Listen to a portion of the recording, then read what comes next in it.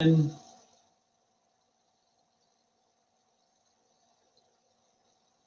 live.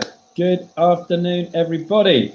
Welcome to our 101st webinar since lockdown. I'm your host, Alex Chisnell, here today. I'm joined by my friend Umesh Kumar. Hi, everyone. And we are talking how to sell like a boss today. So where is everybody joining us from today? Let us know. I'm in Poole, in Dorset. Umesh, you are? In Sunbury, in Surrey, in the UK. Sunbury in Surrey. I've cracked open the windows in my front room where I based myself during lockdown, as it is roasting. Dale is joining us from Leamington Spa. Jason is in Cambridge. We've also got Victoria, we've got Kate, we've got Emma. Got a whole bunch of people joining us. Desi. MS. Yeah, we've got a load of people. So thank you for joining us all very much indeed. Emma's in Hertford. Owen's in Lincoln. Cheshire is Kate in Congleton.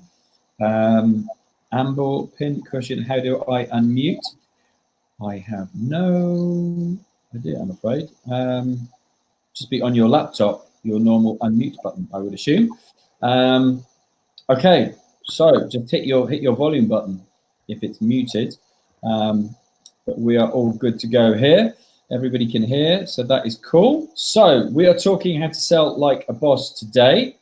So Umesh is a serial entrepreneur who started 4 businesses, I believe, and managed to raise funding for at least 3 of those. We've both spoken at different events all over Europe. We've got to know each other over the last couple of years, from Italy through to Sweden. And we're hoping for this year's European Startup Festival to be somewhere in Europe that we can attend in September. Yeah, I'm hopeful. You? No. I am. I want to be positive. I don't know. Honestly, I don't know whether we're going to see big events this year or not. Yeah, I mean, it's doubtful, isn't it? We're hoping to have this as a live event at the NEC in October. Clearly, we're not going to be at Olympia in July. We've got Scotland jumping in as well. Victoria from Aviemore, thank you. So everybody, questions, bit of housekeeping for you would be, any questions that you may have, chat box where you are currently typing, that is the best place to put the questions rather than the ask question button, which might sound daft, but just means Mesh gets to see them as well as I do. So any questions you've got around selling, about building businesses, around entrepreneurship, do pop them into the chat function there. Those of you who joined me on my earlier webinar talking about amplifying your brand through podcasting, welcome again to the second webinar of the day. Number 101, as I say, I had the honor of being 100 completely by accident. Amazing. Completely by accident. Okay, so without further ado, what I'm going to do, folks, is I'm going to share the screen with the slides, and you'll see myself and Mesh should be down the bottom of your screens. There you go. And I am operating the slides for Mesh, so bear with me. I will do as good a job as I can. Okay, so I'll hand over to Mesh. Take it away. Sell like a boss now. Amazing. All right, scroll through to the next slide. Welcome, everyone. Thank you for joining me. We are going to talk about kind of 10 really top tips on how to be better at sales when it comes to selling yourself, whether it be your business, your project, some sort of solution that you have. And I think these are 10 actionable, practical steps that you can take, but also more importantly, these are things that you can do right now. So without further ado, my background is all around entrepreneurship. I'm a consultant, I'm an entrepreneur, I'm an advisor to startups. I have a huge background working in sales in terms of selling my own client projects to big corporates. being an advisor to startups as well and helping them raise funding. And I've also worked with kind of the big corporates and helping them be more founder friendly as well, so that smaller businesses can sell into them. So it's a topic I'm really passionate about. And I want to start off with a quote, which is probably one of my most favorite quotes from a film. I don't know if you've seen it. It's called Boiler Room. If you haven't, there's the wonderful Ben Affleck there. Maybe Alex, you could just zoom out a little bit. I think that's 100%. I think that'll be helpful. So this quote is about sales, but I think it fits when it comes to selling yourself as an individual, when it comes to interacting with people. And the quote is, "A sale is made on every call you make. Either you sell the client some stock or he sells you a reason he can't. Either way, a sale is made. The only question is, who is going to close?" Now here, it doesn't matter whether it's a call or a physical interaction in person or online. It doesn't matter whether it's stocks or it's your product, or it's simply, do I want to go out and visit some friends, when we can actually go out and see people. The point is that it's a two-way transaction, often between two people or multiple people. And I've either sold you a reason on why you should buy my product, or you've sold me a reason on why not. Either way, a sale has happened. So think about that in your everyday interactions that you have with your spouse, with someone that you're prospecting, with a general member of the public. Some sort of transaction is happening. Next slide, please, Alex. But yeah, if you haven't seen the film, 100%, please do go check it out. It's a great film. So I'm going to say 5 tips here that I think are going to be really, really useful for you. So number 1, understanding people. Number 2, asking better questions. Number 3, learn from the best. Number 4, practice, practice, practice. 5, A/B test, measure, learn, and adapt. And then I've given you another 5 that we can talk through as well. So Alex, if you can go through the next slide, please. Yes, sir. Yes, sir. It's coming. You will be able to hopefully see that actually, I think there are 10 tips that are going to, if you break them down into these 5 and then the next 5, will serve you really, really well. So that is, just do it in your everyday life, as I mentioned. Having sales as a mindset and not a job. It doesn't matter whether you're an entrepreneur or whether your title isn't sales, you are constantly selling. Leverage information and tools that are available to you, both the free ones that I'll talk about, but also the ones that you can invest in as well that will make your business a lot more successful. The F words, I don't know if we're allowed to swear on here, Alex, but I don't know. But I mean, fuck words, when you think of them, they can be rude. In this case, the fuck words for me are no, I can't, it's scary. I want them to be taboo. I want you to ban them from your vocabulary. And I promise you will see instant results if you get rid of them. You've done it now. I've done it now. Please don't sue me.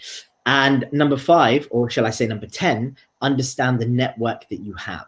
Now, if you can do these 10 things, or start off with the first 5 and then go into the other 5, I promise you will see fantastic results. So let's get into them. Alex, were there any from those 10 that you in particularly that sprung to mind from your thoughts? I'm going to scroll back and look at the first 5. I like the ask better questions one. I do like that one. Perfect. We'll go into that more. Again, that's a critical skill set that 99.9% of people get wrong. So we'll delve into that as well. Owen likes the fuck words. Absolutely. Okay, right. Let's move on to the next couple of slides, please, Alex. Certainly. I think I had Alan Barrett, CEO of Grenade, the sports nutrition, last week. And he definitely swore. I'm just reloading. For some reason, it says the slides lost the connection, which is bizarre because I'm live on here talking to you, which is a very strange thing. Currently going round and round. So I will carry on. Yeah. One thing that I want you guys to take away, and if there's one thing that you remember from this entire talk, It is the phrase that I love, legacy over currency. And the tagline, wisdom surpasses wealth. And I think the art of any salesperson, any entrepreneur, anyone in the top 1% or the 0.1%, if you ask them what drives them, it is having a legacy, whether it's their business legacy, their personal legacy, their brand legacy. It isn't money. It isn't, the money that they make. The money is a byproduct. So I want you to think about the legacy of you as an individual, you as a salesperson, you as an entrepreneur, you as a business owner, or someone that works in a company. What is my legacy, and how do I make that fantastic? And then the other thing I think I would like you to look at is wisdom, learning from really smart people, understanding what they do really well, and then replicating that in your business. If you can do that, you're going to do just fine. So okay. Next slide from that. Yeah. Okay. So I'm going to rescale it for you as well. Boom. Next one. Okay. Understand people. Can everyone hear us? A few people saying that they. I think it's just one person. Okay, you can hear us. Okay, good. Right. So understanding people. Alex, can you bring those slides up? So yes, let me toggle you back down. Okay, great. Everyone can hear us. Good. Yep. Sound is good. Okay. So understanding people.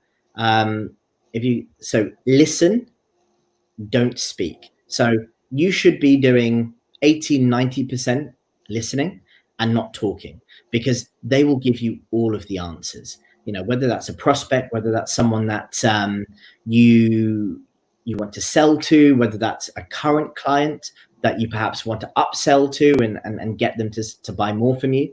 Listen to what they liked, listen to what they hated, listen to their fears, listen to their signals, their buying signals, listen to their reservations, and just write them down. And then you can come back to them when you give them a little bit of thought. Again, the don't speak. If you're speaking, you're not watching, you're not listening. So, the classic phrase that I love, there's the reason why God gave us 2 ears and 1 mouth. I completely believe with that. So yeah, try not to speak or interrupt. Let them go through their thought process and flow, whether that be on a phone call, whether that be in person or via email. Again, watching body language and following tone. This is why I think in the world of COVID, we should be doing more Zoom calls. We should be doing more phone calls and video chats, because we can't necessarily see body language or follow tone as easily if it's over email or text. It's a recipe for disasters. I don't know if everyone's ever tried to break up with someone or ask someone on a date. You don't really want to be doing it over text. Ideally, you want to be seeing what they like, what they don't like, their tone, and so forth. So again, watching body language, following tone tells you if you've said something that they don't necessarily like, or it kind of jars with them. You can pick up on that, make a mental note, or address the elephant in the room and say, I'm really sorry, Alex, but there was a reason why you kind of looked a bit funny there. Is everything okay? Did I say something that offended you, or was that too expensive? Or can you just clarify, because I just caught that out of the bottom of my eye. So these are things that you should be doing. So that's one of my kind of first big tips, if you like, of understanding people. Next slide, please.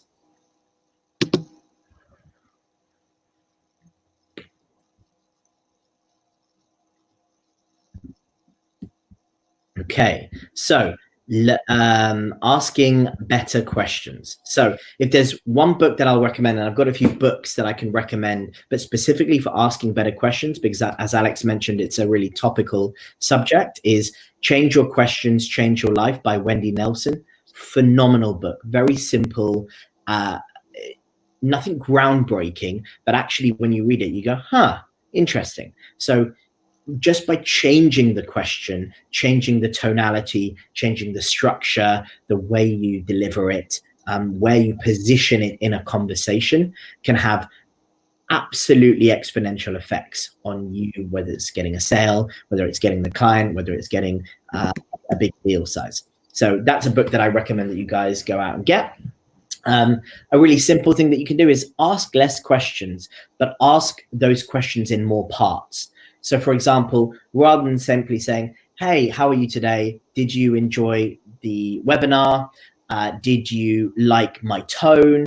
Did you enjoy this? Did you like this part of the topic? They're very kind of subjective and also very kind of scattered questions that don't necessarily link to each other. What I recommend is to have linking questions. So for example, a better question would be, what is one thing that you guys took away from my webinar today? And going further than that, what did that one thing make you feel? And going along that kind of that feeling message, how does that make you want to act? And what are the 3 things that you're going to now go on and do based on that feeling? So they are more questions, but they're all linked to a similar topic. And you will find that you'll get more rich answers, you'll get better feedback, and ultimately you'll build better rapport with that individual. So that's something that I really recommend. Another thing is mirroring and reframing back. So when you're talking to someone, and again, it comes back to that body language and seeing them, whether it be on a call or in person, is try and follow their lead, sit how they sit, use hands as well. If they have a certain sort of word that they use, mirror that back and say, so just to clarify, you use that word. Okay, cool. Just want to double check that I understood what you were saying. That makes them feel important. It makes them feel like you're listening to them. And ultimately, it reaffirms what they're saying and that you understand really clearly what they're trying to visualize. Also, there are 3 types of individuals, and you need to recognize this very quickly. There are the I sees, the I hears, and I feels. So you will see this in emails, in text messages, in interaction like this. Some people will say, I see what you're saying. Some people will say, I feel and I understand what you're getting at. And some people will be like, I think, so they almost have a pause and they're a little bit perhaps more reserved and a little bit more taken aback. You need to understand these personality types and then mirror and reframe back what they're saying. Really, really important.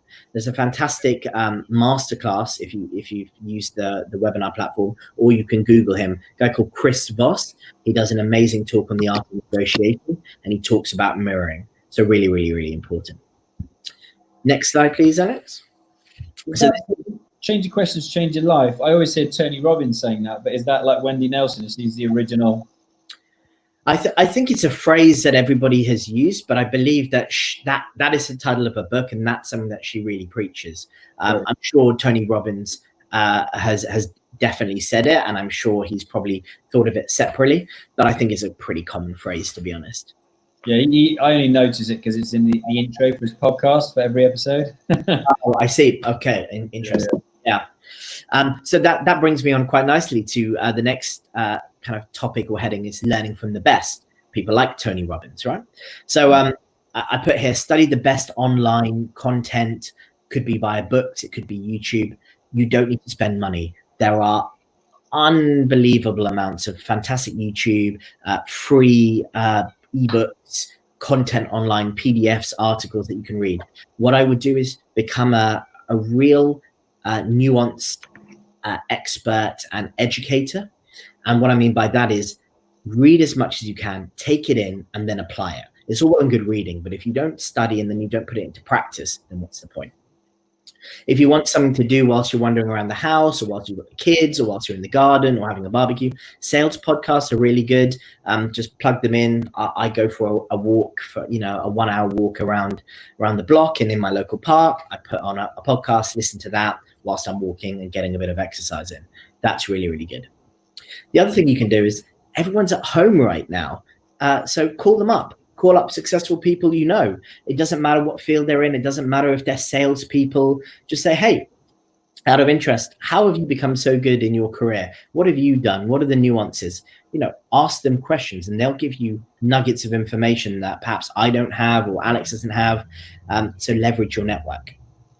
And it could be someone in your company. It could be someone in your network. It could be the next door neighbor. It doesn't matter who it is. It could be a cousin, family member, but just learn from really smart people. Okay, so next slide, whilst we're talking about learning, and you have to practice, right? So I'm a big believer in, saying what you do and doing what you say. So you need to sell yourself.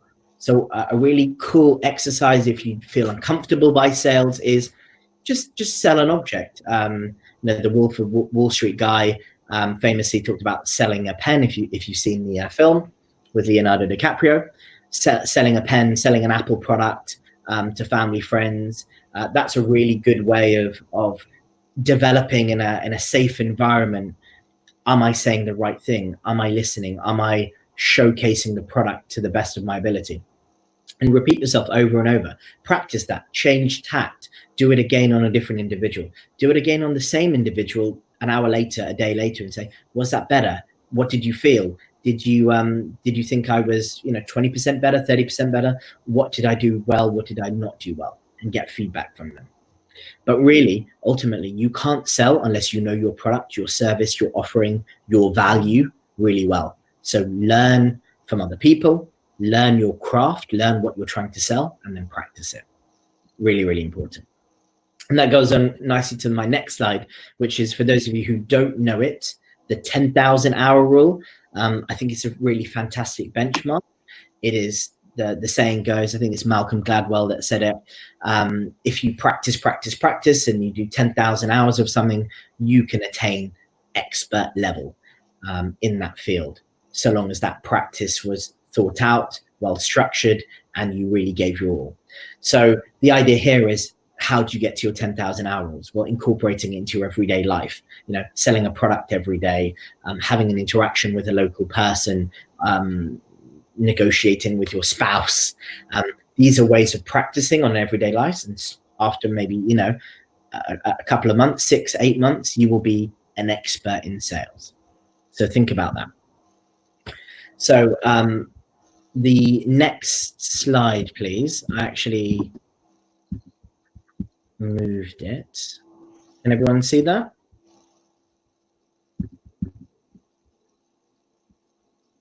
Yep. So A/B testing, measuring, learning, and adapting. So this is really important, and I think 90% of people that are entrepreneurs, and I'm going out on a limb here, don't effectively A/B test. And what I mean by that is doing one thing and then doing another thing slightly differently and comparing and contrasting. For example, try multiple approaches. So what I will do is I will send to a prospect a 3 to 5 line email, and then I will change the wording slightly. I will change the subject type line. I will change the script that I'm saying, and I will test it. And I'll write down in my little book, did that work? Did I get a prompt? Did I not? Did I get good feedback from them? Really interesting to kind of test and see whether they liked it or not. And what I would do is I would do that 10 to 15 times on average, maybe more if possible.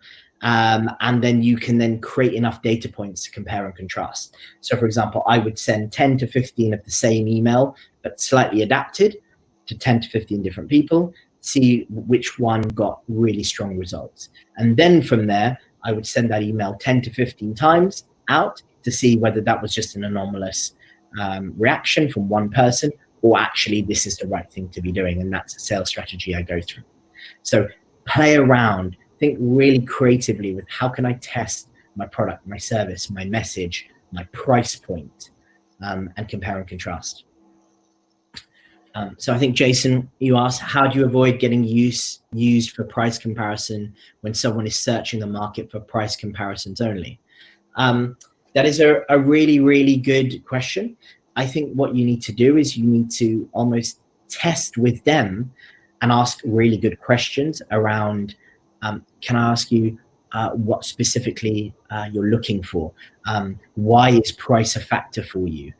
Can you tell me a little bit more about yourself? Can you tell me a little bit more about what you're looking for? And then I can guide you to the right opportunity. And then very quickly, you can gauge whether an individual is wasting your time, whether they're not giving suitable answers, or whether they actually just don't know, and they just are getting a gauge of what you're offering. I think most people, particularly when it's service-based or if it's a really, really high-end product, they don't care about the money. It's about the prestige, it's about the value, it's about the intrinsic value that it creates. So what you need to think about is try not to get drawn into a price war, try to get drawn into a value war. You know, we provide more value than other people. Here are the list of things that are valuable to you. We tailor it to that individual, and then more likely to go, okay, fair enough. So yeah, I'm generally not a proponent of putting your pricing up front on websites unless it's a product-based business. If you're a service-based business, I would have kind of a price point, but I would have one of those tables that have, you know, $9, $11, $13, and have the different varying value points that you would have. I think that's really, really important. So yeah, so I hope that helps. Next slide. Sure thing.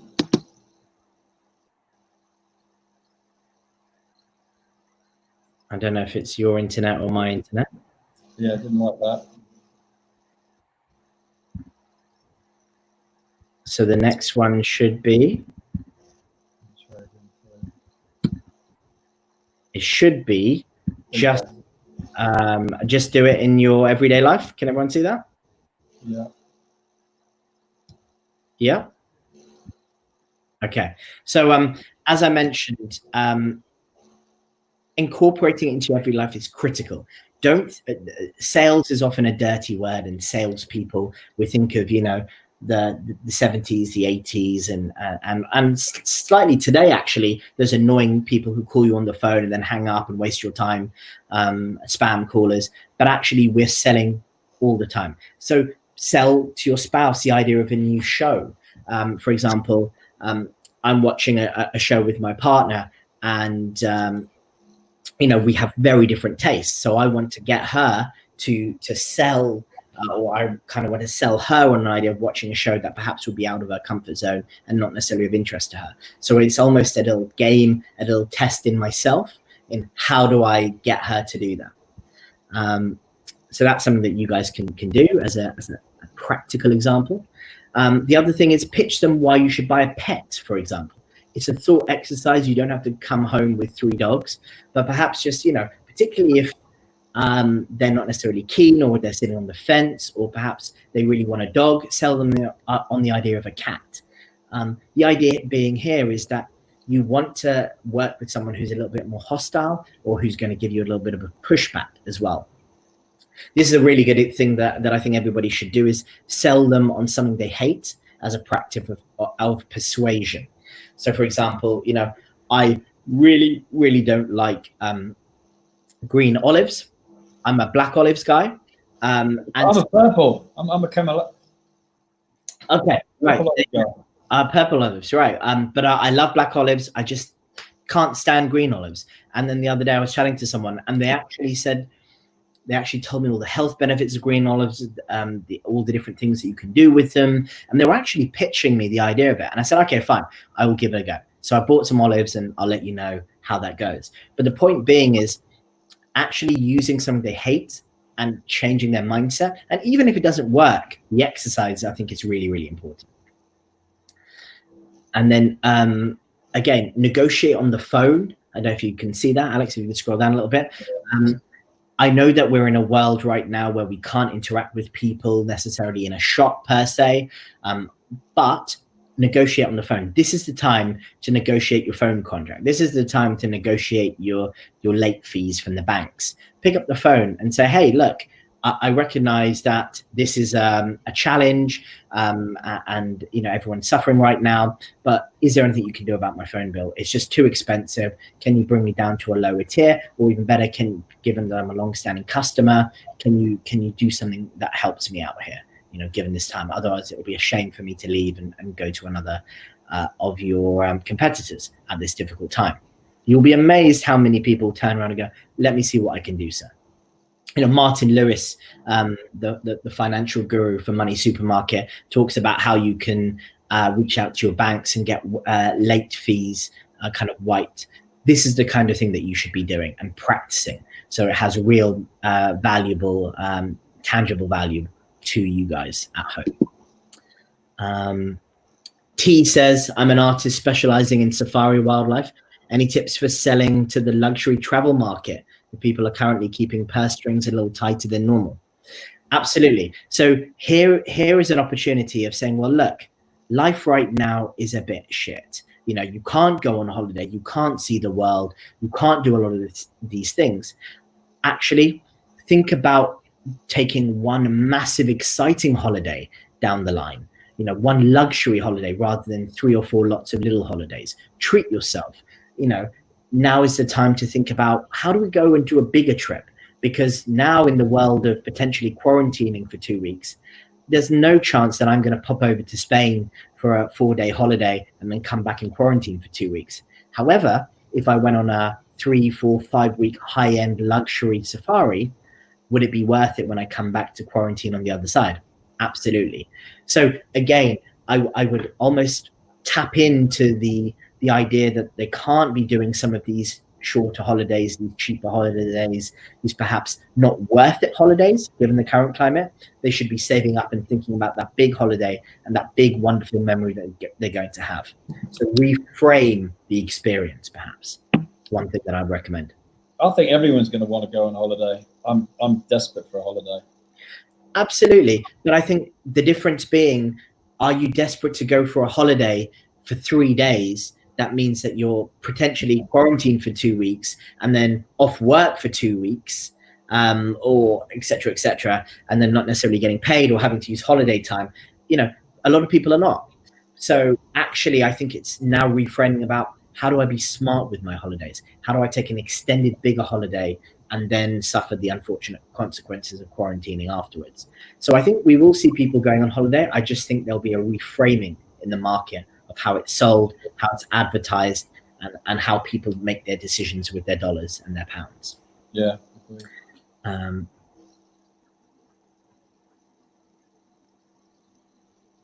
Absolutely. I completely missed that. You are right, Dale. It's an artist specializing in safari wildlife. But I think the same thing applies, whether it's an individual traveling or not. You want them to sell the experience. So you want them to sell, look, you can't go away right now, but actually you're going to be at home. You're going to be spending more time with family. So actually now is the time to be buying higher end rather than lower end. So whether I was talking about an experience of buying shorter holidays, cheaper holidays compared to luxury holidays, the same thing applies for me. Fast fashion, for example, I'm not going to Primark anymore and buying lots of little items, because I've seen how bad it is for the environment, and I've seen the amazing impact that we're seeing because of COVID. So now I'm thinking about, how do I buy pieces, whether it be a high-end piece of art or a luxury suit or a high-end tech product that's going to last me for a long period of time. So I think what we're seeing now is the shift in people's culture around buying. So now, rather than selling the £1 or the £2 item, I would go for a higher end item and have it for a longer period of time, because it's going to give me more value. So I think that's how you frame things, whether it be an actual holiday or whether it be a piece of art. I don't believe that people are necessarily cutting back. I think you are feeling that. I think if you look at Amazon's profit line's going through the roof. People are buying online more than ever. So actually, I think what we're seeing is people are shifting how they spend their money and where they spend their money. So I think that's really, really important. So again, it ties into sales as a mindset, not a job, right? Everyone is a salesperson, whether you're selling luxury safari style art, whether you are a travel agent, whether you sell a product or service, it doesn't matter. Everyone, whether you're the entrepreneur, whether you're the manager, you're selling. We're trying to get more customers. We're trying to get higher revenue. We're trying to get more clicks. So think about sales not in terms of just purely revenue metrics, but also metrics that relate to your business or your product. Do we need more conversions? Do we need more hits? Do we need more people just simply interacting with our Instagram posts? Think about, how do you gamify and how do you sell that? And also think of sales as an extension of you. As I mentioned earlier, think about, how do I be better at negotiation? How do I influence more? How do I develop my leadership skills? How do I become more confident? If you develop those skills, your sales skills will go through the roof as well, and you will become a master at that. So yeah, tap into your everyday life, and I promise you your business elements and your side projects will go through the roof. Next slide, please. Yes, sir.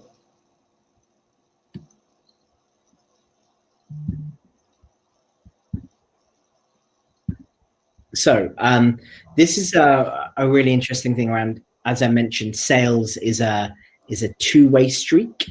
What I mean by that is simply what you need to do is, too many of us are thinking about, how do I sell? How do I sell? How do I get more product out there? How do I get more people clicking on my website? What you need to be thinking is, if I'm the buyer, what am I doing? What am I doing right now as a buyer? Well, as I mentioned earlier, I'm buying more high-end stuff. I'm actually buying from Etsy more rather than from the big brands. I never have bought from Etsy, and now I'm buying luxury. You know, I bought my phone case from an Etsy supplier. I bought my watch strap from an Etsy supplier. So I'm actually trying to support local, and I'm trying to support people in a different way. So I'm just saying, look at opportunities to sell in new markets. Look at an understanding behind, well, actually, if I'm going to sell, where are people buying? Look at the eyeballs. So look at where most people are spending their time, their resource, their money, and then get on that platform. You know, what I'm suggesting, Dale, is yes, perhaps get on Etsy if that fits what you're trying to do. Get on a social platform that perhaps you wouldn't have got on before. I'm seeing brands get on TikTok. TikTok was particularly for, you know, people in the 14 to 20 category as a social media tool and viral videos. But now I'm seeing brands get on there as a way of engaging young people, engaging older people. And in fact, people seeing traditional brands, sustainable fashion brands that never would have got on there, getting on these platforms, because what they're understanding is we need to get into the mindset of the buyer, and the buyer is going here because they're not going to Homebase. They're not going to B&Q per se. They're not going to this store because they're closed. They're not coming to our retail footprint, and they're not necessarily clicking on our website. So how do we find them? Well, they're on social media platforms. They're searching more boutique. These are areas that you should explore. Next slide, please. Okay, so leveraging information tools. As I mentioned, a really good thing to understand where the eyeballs are and where people are going is go and search on Twitter. Even if you don't use Twitter, get an account, go to the search function, type in your product. So type in safari art, selling art, luxury art, holiday art, see what comes up, jump into the conversation with people, engage with them, give them some recommendations of other artists. Don't try to do the hard sell, but just engage in the conversation, and then make sure that in your Twitter bio or in your handles or your website, they can access you and then they can buy more organically. That's a really, really good thing you can do. Also, looking at your existing customer base. If you have existing customers, try to sell to them more. Follow them on social media. Find them if they're public and available. See what they're exploring. Reach out to them, touch base with them, maybe send them a little letter, maybe send them a little DM message. Touch base with the customer and build a relationship. Then you understand their social behavior, they understand what they're looking for, and perhaps you can upsell them. Again, another thing you can do is using metric tools to track. There are so many free metric tools out there. There's, you know, Google itself has a whole suite of tools that you can use. What I suggest is delve into that data a little bit more. Compared to 6 months ago, compared to 4 months ago, what's changed? What's happened? How much of a drop-off are we seeing? What are the new buzzwords that are out there? Should we be pivoting our business model as a result? Use the data to your advantage. And don't necessarily reinvent the wheel, right? Don't create a new tool. Don't try something radically different. See what other people are doing and copy and duplicate it. They've done all the hard work. They've figured out this is the tool to use. So go ahead and use it. Okay, last few slides and then we'll get into Q&A. The fuck words. Oh, sorry, Alex. So this is rejection means nothing, right? Don't worry about rejection. Don't worry about people saying no, saying, I don't have the money, I can't right now, I'm busy. Don't take it personally, right? We're all going through a crazy time right now. We've all got family issues. We've all got spouse issues and money worries as well. Just find the customer that is better, that is in a position to buy from you, because there are plenty out there. And also learn not to take it personally, right? Again, it's a transaction. It's a business transaction often. They're not necessarily saying, I don't like you, I don't want to buy from you. It's just not necessarily the right time for them, perhaps. And also get as many no's as possible. This is the opportunity to almost wear it and own it. Get as much feedback from people. Why did you not like it? Is it because of COVID? And again, coming back to my original point about asking better questions, people are hiding behind COVID. Ask them better questions. Say, no, what specifically is challenging you now? Is it your job? Is it your career? Is it this? Why is my product not appealing to you right now? How can I make it more appealing? What can I do to entice you?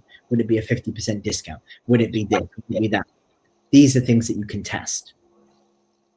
Again, another thing is, right, be really positive in your mindset. I know it sounds basic, but the stats say that if you are positive in your mindset, if you take the nose on the chin, if you're being really friendly and you're more trustworthy, it increases your deal size. You're more likely to upsell an existing customer and bring on board another customer. That's what you want. Particularly if you can go back to some of the customers that you already have and say, look, you're a loyal customer. I know things have been really difficult right now for everybody. What I want to do as a gesture of goodwill is I want to extend your membership for another year at 50% of the cost. You're taking a hit, but you're getting, another person signed up for a whole year. So think about the long term, not necessarily the short term. Be really positive in that mindset. So just a few questions there. Emma, what are your thoughts and advice about approaching large corporations and selling services to them? My thoughts are absolutely. Large corporates are freaking out. They've let go a lot of their staff. They're furloughed staff. They're in panic mode. They're not necessarily reacting very well. This is the opportunity for you to find those people, interact with them and say, look, I think I can help. I think my product's a good fit. Now is the time to be developing those partnerships as corporates think more longer term about how they evolve out of this COVID. You want to be front and center. You want to be the brand that has already developed the initial conversation and developed the initial kind of headway with them. And then once they're in a position to press play on a project and idea, you're at the top of the queue. So I would 100% start engaging with them now, start reaching out to them, because this is how they really need us right now. They need us from a spending standpoint, they need us from an innovation standpoint, and they need us from a differentiation standpoint. And if you can offer any of those things, then great. I'll come back to a couple more questions shortly. Yeah, so next slide, please, Alex. So really, kind of what I want to quickly wrap up on is, how do you sell your vision? Being visionary, like a Steve Jobs, in a world of chaos that we're living in right now, is when you're going to succeed. If you're thinking too short-termist, if you're trying to batten down the hatches, you will get those results. I know it sounds counterintuitive, but you need to still have that big vision. You still need to believe that your business is going to be there in the next 2-3 years. You still need to get clients on board with that journey, because COVID will end, we will move forward, and you need to be able to capture that market whilst they're at home now, whilst they're on social media more than ever, whilst they have all the time in the world. You need to be front and center. So you need to be thinking about that a lot more. And then the last slide, understanding the network that you have. Now is the time more than ever to reach out to those second connections, not simply those first connections. Put yourself out there, start blogging more, create a podcast, put out more content so people can find you. Now is the time to capture all the eyeballs where they're sitting at home, not doing anything, not going out at the moment. This is the time to be front of center. So this is where I'd put yourself out there and creating value for others, right? Like, if you want me to buy your product, you need to have a value proposition that intrigues me. So for example, if you're a consultant and you're trying to pitch me on my function sense. Don't try and sell me 10 different products on that I should buy.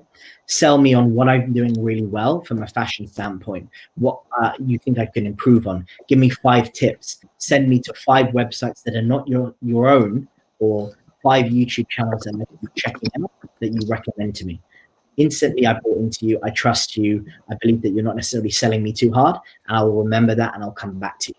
So leverage you and create better value. So that's it from me. I would love to get into the Q&A as quickly as possible. So do put questions in there. If targeting corporate companies, would you suggest an email or a phone call? It's a good question. Frankly, I don't think many people are checking their emails. I would reach out to them on Twitter as individuals. So people buy from people. So I would I would go on LinkedIn. I would find the person in the company that is targeted for you. So if it's an HR product, look at the HR managers, the HR executives. If you're trying to sell a physical product, maybe a drink or some sort of coffee making apparatus, I would go to the buying department and find those individuals. I'll find them on LinkedIn. I'll drop them a LinkedIn message. I will reach out to them on Twitter or on Instagram, follow them, engage with them for a period of time before, doing that hard sell, building that rapport. I don't think email is necessarily the most effective way right now. I think you need to build a relationship with them as individuals and then go from there. The other thing I would do is say, hey, look, would love to have a virtual coffee with you. I think it could be really beneficial for you as an individual and the business. If you've got 20 minutes or 10 minutes to have a call with me, I would love that, and see what they say. I think people will be more responsive to that. Any other questions? Jason, what about if you don't feel aligned to your product, be that quality? If you are not aligned with your product, and maybe Jason, you can give me a little bit more clarity here, then you need to. If you're not aligned with your product, if you don't believe in it, then how are you going to sell it to other people? That's the impression I'm getting from your comment. Correct me if I'm wrong. And if that's the case, I would either change your product in some way so that you believe in it. I would cull the product and find something that you're more in tune with. Or I would really take the time to delve into, well, why am I not connecting with it? Is your product actually selling for other people? And if other people are buying it, but you're not believing in it, then maybe it's something that you need to work on. Maybe you need to find a customer that really likes your product and say, why do you like it? And see if that can help you reframe your feeling towards it. So that's something that I would do. Any other questions? Let's have a look. I don't think we've got any on the private ask a question button. No, they've all come through the right channel. Yeah, anybody else got a question? Post them up. We've got a last literally couple of minutes. Anyone for a last question or two, possibly? I'm just trawling through. I think we've covered it. Yeah, no, good timing. Excellent. Well, I hope that was useful. You guys can, please do follow me on social media or drop me an email. More than happy to kind of answer any questions you have. Missed, do you have a PDF of the 10 tips? You can download, well, you can see a copy of this afterwards, but if you drop me an email, I can send you over the deck as well. And again, if any of you want the deck, just drop me an email and I'm more than happy to. There we go.